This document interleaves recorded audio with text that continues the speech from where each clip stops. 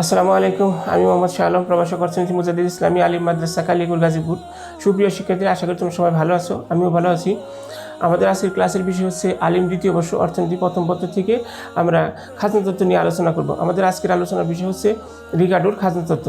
রিকার্ডোর খাজনা তত্ত্ব 19বিংশ শতাব্দীর প্রথম দিকে ডেভিড রিকার্ডো খাজনা যে তত্ত্ব প্রদান করেন, সেটাই রিকার্ডোর খাজনা তত্ত্ব নামে খ্যাত। এখন আমরা দেখব যে রিকার্ডোর খাজনা তত্ত্ব আলোচনার প্রথমে যে খাজনা কি।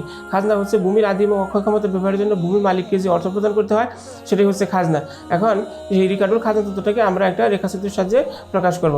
বোর্ডে দেখে একটা রেখাচিত্র দেওয়া আছে, যে রেখাচিত্রে ভূমি অক্ষ ও এক্স অক্ষ হচ্ছে জমির পরিমাণ, আর লম্ব অক্ষ হচ্ছে ওয়াই, সেখানে হচ্ছে উৎপাদনের পরিমাণ। এখন এই রিকার্ডোর খাজনা তত্ত্বকে ব্যাখ্যা করার জন্য আমরা জমিকে 3টা শ্রেণীতে ভাগ করব, প্রথম, দ্বিতীয় এবং তৃতীয় শ্রেণী। ও এম হচ্ছে প্রথম শ্রেণীর জমি, এম এন হচ্ছে দ্বিতীয় শ্রেণীর জমি, এন পি হচ্ছে তৃতীয় শ্রেণীর জমি। এখন আমরা দেখব যে খাজনা এই বিষয়টা কিভাবে আমরা খাজনা নির্ধারণ করব। রিকার্ডো যে বিষয়টা বলতে চাচ্ছে যে উৎপাদনের পরিমাণ থেকে যদি আমরা উৎপাদন খরচ বাদ দিই, তাহলে আমরা যেটা উদ্বৃত্ত পাবো, এবং সেই উদ্বৃত্তটাই হচ্ছে খাজনা। তাহলে আমরা প্রথমে জমির উৎপাদনের পরিমাণ দেখব, জমির উৎপাদন খরচ দেখব এবং উদ্বৃত্ত দেখব। প্রথমে হচ্ছে ওএম বা প্রথম শ্রেণীর জমি উৎপাদনের পরিমাণ হচ্ছে ওএম X1Z, আর এম এন পরিমাণ মানে দ্বিতীয় শ্রেণীর জমির উৎপাদনের পরিমাণ হচ্ছে MNWB। এনপি তৃতীয় শ্রেণীর জমির উৎপাদনের পরিমাণ হচ্ছে NPST। ওএম মানে প্রথম শ্রেণীর জমির উৎপাদন খরচ হচ্ছে OMRQ। এমএন জমি মানে দ্বিতীয় শ্রেণীর জমির উৎপাদন খরচ হচ্ছে MNSR।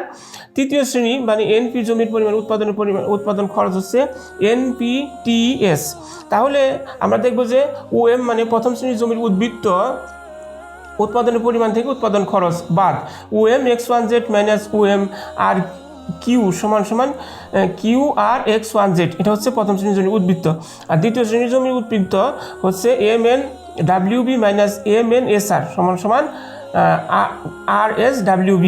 আর তৃতীয় শ্রেণী মানে এনপি জমির উদ্বৃত্তের পরিমাণ হচ্ছে NPST মাইনাস NPST সমান সমান 0।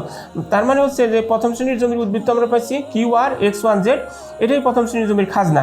আর দ্বিতীয় শ্রেণীর জমির উদ্বৃত্ত আমরা পাইছি RSWB, এটা দ্বিতীয় শ্রেণীর জমির খাজনা। তৃতীয় শ্রেণীর জমিতে কোনো উদ্বৃত্ত নেই, অথবা তৃতীয় শ্রেণীর জমির খাজনা নেই। কারণ যে জমির উৎপাদন খরচ এবং উৎপাদন পরিমাণ সমান, সেখানে কোনো উদ্বৃত্ত থাকে না, ওটা খাজনা নাই, ওটাকে বলা হয় প্রান্তিক জমি।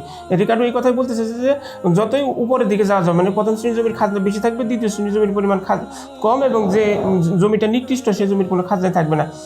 এই হচ্ছে রিকার্ডোর খাজনা তত্ত্বের মূল বিষয়টা। আশা করি তোমরা সবাই বুঝতে পারছো। সবাইকে ধন্যবাদ।